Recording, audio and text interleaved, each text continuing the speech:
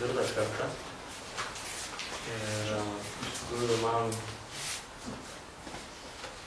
čia atvažiuoti yra, nežinau, kainos ir kokybės santykis, jeigu taip logiškai žiūrint, yra labai geras.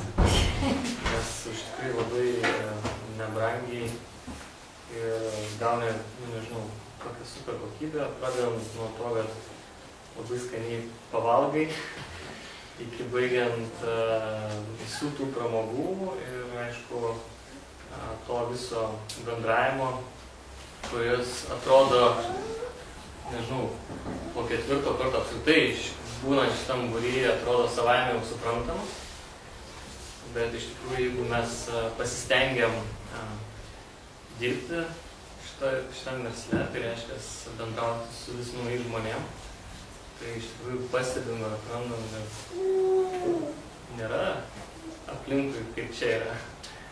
Kad čia iš tikrųjų didžiulis turtas, tie žmonės, šitie santykiai, žmonės, kurie turi tikslą, kurie yra pozityvūs, kurie galbūt šiuo metu neturi to, ko nori, bet eina gal ir nedrąsiais žingsniais, bet vis tiek į priekį.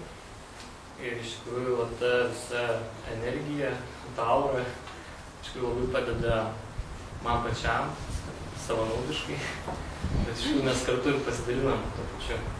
Tai iš tikrųjų aš labai esu dėkingas visiems žmonėm, man atrodo šitą net rekordiškai daug, ne? Taip. Kad net ir kai kurie turėjo naguoti kažkur neaišku kur. Jo, bet neišsigando šito dalyko ir atvyko čia ir mes labai puikiai praleidom laiką ir tikiu, kad tai bus net paskutinis kartas daug. Aišku.